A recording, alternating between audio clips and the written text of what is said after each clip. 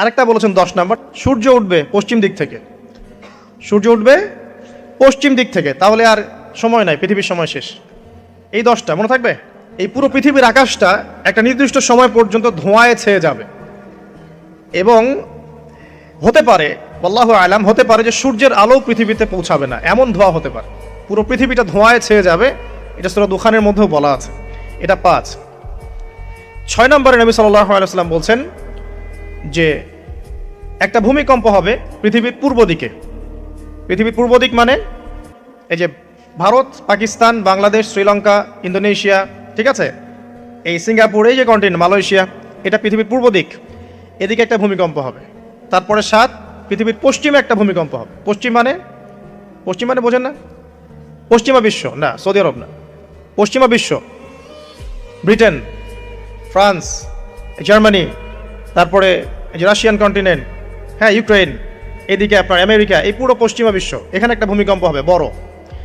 এবং এগুলো এমন হবে যেগুলোতে ভূমি মাটিতে ধসে যাবে, মাটিতে ডুবে যাবে। ভূমিকম্প না, ভূমিধস। 8, পৃথিবীর মাঝখানে মধ্যপ্রাচ্যে একটা ভূমিকম্প হবে, যেখানে আমাদের সো কল্ড আমিরুল মুমিনিনরা থাকে, এদের এখানে একটা ভূমিকম্প হবে ইনশাআল্লাহ তাআলা।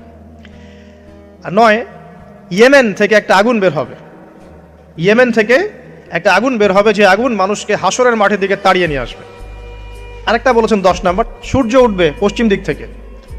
সূর্য উঠবে পশ্চিম দিক থেকে, তাহলে আর সময় নাই, পৃথিবীর সময় শেষ। এই 10টা মনে থাকবে। আসেন বলি, প্রথমে কি, তারপরে ইয়াজুজ আর মাজুজ। 3 নাম্বার, ঈসা ইবনে মারইয়ামের প্রত্যাবর্তন। 4 নাম্বার, দাব্বাতুল আরদ, জমিন থেকে প্রাণী বের হয়ে কথা বলবে মানুষের সাথে, ঠিক আছে। 5 নাম্বার কি বললাম, ধোঁয়া, দুখান, ঠিক আছে। 6, 7, 8, 3টা ভূমিকম্প, পূর্ব দিকে একটা, পশ্চিমে একটা, পৃথিবীর মাঝখানে একটা। 9 নাম্বার, ইয়েমেনের নাম শুনেছেন? ওই ইয়েমেন থেকে আগুন বের হবে, সেই আগুন মানুষকে হাসরের মাঠের দিকে তাড়িয়ে নিয়ে আসবে। এবং 10, যেটা বললাম, সূর্য উঠবে পশ্চিম দিক থেকে, তখন তওবার দরজা বন্ধ হয়ে যাবে, তওবা আর করেও লাভ হবে না।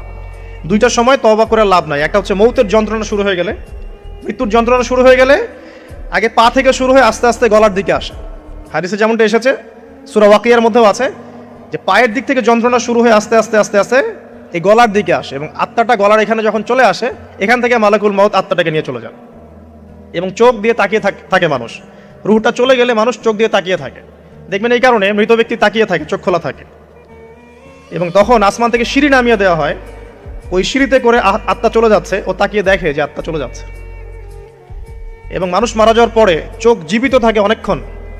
মেডিকেল সায়েন্স যারা পড়েছে তাদেরকে জিজ্ঞাসা করবে, মানুষ ডেড হয়ে গেলেও চোখ দেখবেন আরও কয়েক ঘন্টা, হয়তো আরও নির্দিষ্ট একটা সময় পর্যন্ত চোখটা কিন্তু জীবিত থাকে। এই জন্যে চোখ বন্ধ করে দিতে হয়। যাই হোক, তো যেটা বলছিলাম, যে মৌতের যন্ত্রণা শুরু হয়ে গেলে তওবা করে লাভ নাই, তওবার দরজা বন্ধ। আর পশ্চিম দিক থেকে সূর্য উঠে গেলে তওবা করে লাভ নাই, তওবার দরজা বন্ধ।